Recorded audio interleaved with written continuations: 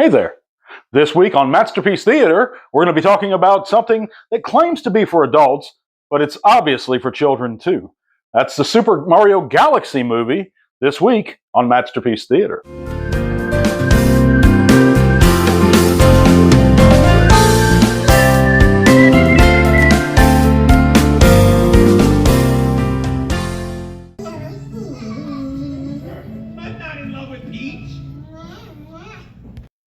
Starring Chris Pratt, Keegan-Michael Key, and directed by Aaron Horvath, who's directed the previous Mario film. This movie is still in theaters, guys. I went to a late night showing yesterday, and I wanted to tell you my thoughts on this film. Now, this film, I've seen many of my contemporary film lovers and critics state that this film is for both modern audiences, kids, and retro gamers alike. Do I agree with that assessment? Well, not really. Some of my pros for this film, the Super Mario Galaxy movie, and it is a great looking film, guys. Shigeru Miyamoto, the creator of Mario, was involved in this project like he always is, and he was a producer and a consultant on this film. And that's always a good thing. And certainly it does feel like Mario. It looks fantastic again. It looks clean, bright, colorful. The voice cast, going into it, I thought they were going to do a bad job. They didn't. They did a great job. Other than the casting of Chris Pratt as Mario, the title character, they did great. As a matter of fact, I think Keegan-Michael Key did a much better job on this film than he did, say, Transformers 1 as the character of Bumblebee. I think he makes a much better Toad. I did appreciate the nostalgic bits of music, the imagery, and the sound effects, but it feels like they were put in there, guys, just to make people my age look at it and say, oh, hey, I remember that, rather than it appealing to our audience, the 40-plus-year-old audience themselves. And why is that? Well, because the plot is very simple. There's little or no characterizations or character development within the film. It raised questions for me as an older fan. The last Mario game I played was Mario 64, of course, and that was 25, 30 years ago, whatever it is. And, that's the latest or the newest Mario game I played. And I played that inside of a Blockbuster video store, if that gives you any clues to my age. But it raised some questions to me. Who is Rosalina? Who are these little star things, and why are they calling her their mother? She's the mother of the stars, I suppose. But why didn't Yoshi, and I know there's many Yoshis, I guess, but why didn't he know Mario and Luigi already? That was established in Super Mario World, their relationship. So if you're staying really true to the video games, I don't know why he wouldn't have known them. And while it's not unwholesome, to a more serious, larger point, this film doesn't really teach children any valuable lessons they should carry on in life. It doesn't teach them about a greater morality. It doesn't teach them the nature of people. It doesn't teach them any helpful principles like movies like Project Hail Mary or any of the traditional kids shows or the more recent Fred Rogers biopic, It's a Beautiful Day in the Neighborhood, anything like that. It doesn't teach children anything useful. At the same time, it's not bad for them. It's just not particularly useful, if that makes any sense. They're going to have a blast. And in the theater, there were children laughing and having a great time. And as a children's picture, I give this a higher rating. But I can't give this film anything beyond 2.5 stars, sitting as it is, because it doesn't appeal to my generation the way I would like it to.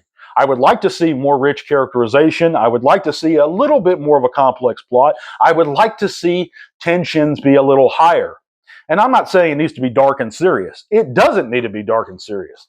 But, it was Bowser's son going out after the people who, have his father in prison due to his past crimes. He wants to make his father proud. That's cool. That makes sense. And it's about them rescuing. And this, of course, this does have spoilers, guys. So, but I'm not going to get into it too much. It's a very simple plot. As I sat down in the theater, and I've been accused of this several times over the years of really being so old and closed-minded that I can't appreciate anything new. But there's lots of newer films that I enjoyed. This was one of them. Project Hail Mary was one of them. And if you read my Letterboxd reviews, I have plenty of them there that I do enjoy. That said, there was a quote from Star Trek VI that Spock asked Kirk, and he stated to Kirk, he said, "Is it possible that you and I, the two of us, have grown so old and so inflexible that we have outlived our usefulness?" And that quote kept coming in my mind, not only before I watched this film, but during the film itself. It is possible that I have grown so close-minded that I'm unwilling to accept the new, but I don't think that's the case here, guys. I just like great storytelling. I appreciate great directing, great performances, and those things appeal to me as an adult, not just the, hey, I remember that stuff. And that's what I think that Nintendo tried to do, was just inject these references and these sound effects and this music to say, for us older fans, hey, I remember, so they can make the claim that it's for everyone, but it's not. As a children's film, this is probably a 3-star film, but as a movie itself, it's 2.5, which is an above average picture. I do recommend it if you have a family and children, especially young children, that are into this stuff. Bring them to the theater. They'll have a fun time. They're not going to learn anything of use, but they're going to love the movie. And that's my feelings about the Super Mario Galaxy film. And I give it 2.5 stars. Now, stay tuned for my feature of the week.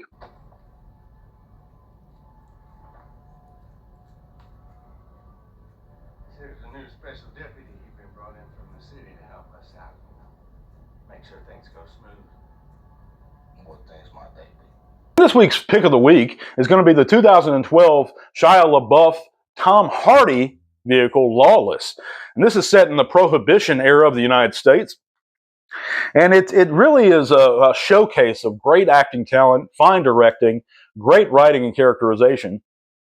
The only thing it lacked was some really great music, and I would have loved to explore their relationship as brothers more. Their brother set in Prohibition era Southern America, and they're fighting against the government, who has dispatched a special agent to go after them and take down their business and their distillery because they've taken down all their surrounding ones. And of course, it's played by Guy Pearce, the special agent.